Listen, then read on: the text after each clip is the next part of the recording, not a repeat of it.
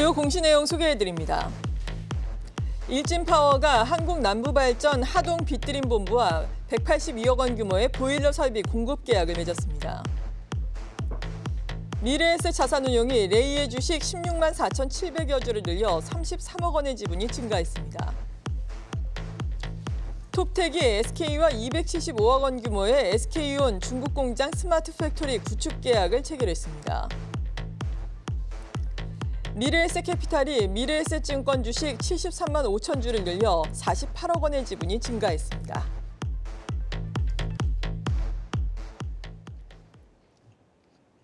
네, 자세한 공시 내용 오늘도 타키오 뉴스의 조호진 대표와 함께 알아보겠습니다. 어서 오세요. 예, 안녕하세요. 네, 어떤 공시부터 살펴볼까요? 예, 톱텍에 대해서 한번 말씀드리겠습니다. 네. 그 톱텍은 과거에 이제 디스플레이로 이제 유명한 기업이었는데 우리나라 디스플레이에서 이제 OLED 빼고는 사실은 LCD 분야는 거의 이제 사장되고 있습니다. 근데 이런 상황에서 톱텍이 발빠르게 이제 그 2차 전지랑 스마트 팩토리 기업으로 변신을 했습니다. 그래서 이번에 말씀드린 그 공시도 SK온의 이제 중국 공장에서 스마트 팩토리를 갖다가 이제 톱텍에 수주했다는 공시입니다. 그 SK온은 이제 어제도 말씀드렸지만 그 작년 12월에 SK온이 이제 자금이 좀 딸려서 그 많은 이제 그 생산 시설을 설비해야 되는데 12월에 이제 2.4조 원 정도의 유상증자를 하면서 연달아 이제 관련된 기업들이 수주 공시를 내고 있습니다. 톱텍도 그의 하나고요. 그 스마트 팩토리라는 건 사실은 좀 잘 와닿지 않을 수 있는데 오늘 삼성전자가 레인보우 로보틱스에 대해서 제3자 유상증자로 이제 들어갔습니다. 그러니까 사실은 로봇이라는 거는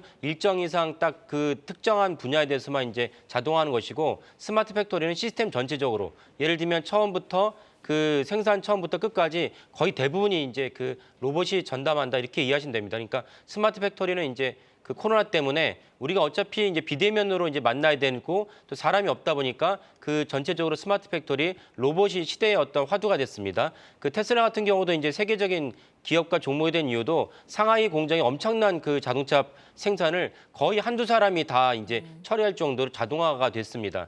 톱텍이 이렇게 이제 스마트 팩토리 기업으로 변신을 하면서 이번에 중국 SK온 공장에 대해서 이제 수주를 했고 또 하나 톱텍은 과거에도 이제 SK온의 헝가리 공장 그전에 또 중국에 있는 공장에도 톱텍이 수주한 바가 있습니다. 이런 식으로 이제 톱텍은 SK온에 이제 관련된 기업들 이해하시면 되겠고요. SK온에 추가로 이제 투자하는 방침이 생긴다면은 톱텍의 역시 매출과 물량도 자동으로 생긴다 이렇게 이해하시면 되겠습니다.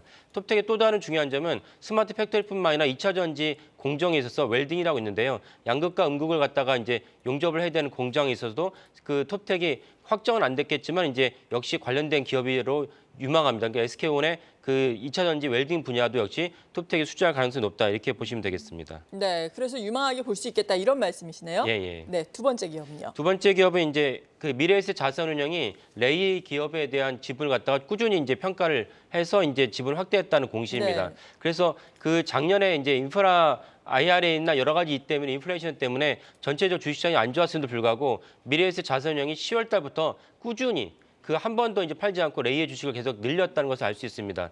이번에도 이제 16만여 주를 샀는데 전체 지분을 보면은 5.4%에서 6.4%로 정확하게 1%를 늘렸습니다. 우리나라 공시 규정으로는 5%, 10% 사이에서는 1%가 증가할 때는 이제 공시할 의무가 생깁니다. 그러니까 0.5%나 0.3%가 늘어날 때는 공시할 의무가 생기지 않는데 1%가 늘어날 때는 공시할 의무가 생깁니다. 그래서 지금 표에도 화면에 나오고 있는데요. SK 미래에셋 자산운용이 그 레이에 대해서 10월 달부터 꾸준히 지분을 늘렸다는 걸 알 수 있고요.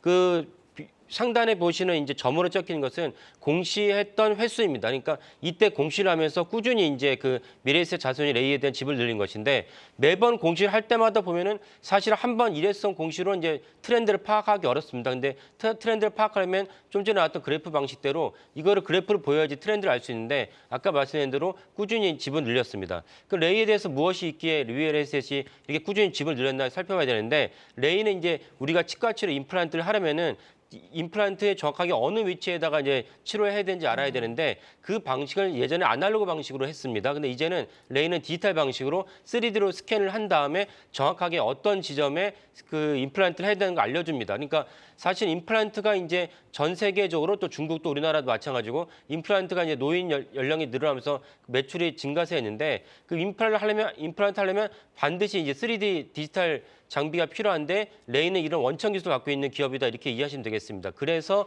레이에 대해서 미래에셋 자산이 확신이 있으니까 이렇게 꾸준히 투자를 한 것이고요.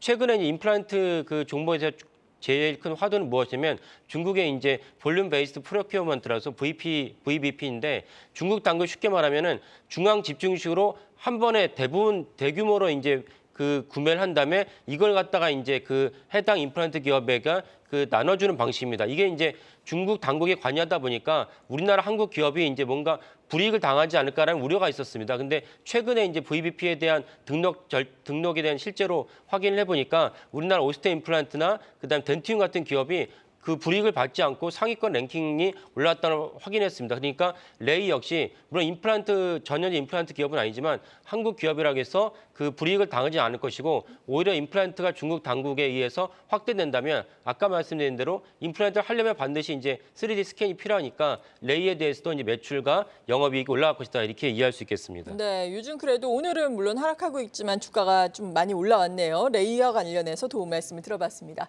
타키오 뉴스의 조호진 대표였습니다. 감사합니다. 예, 감사합니다.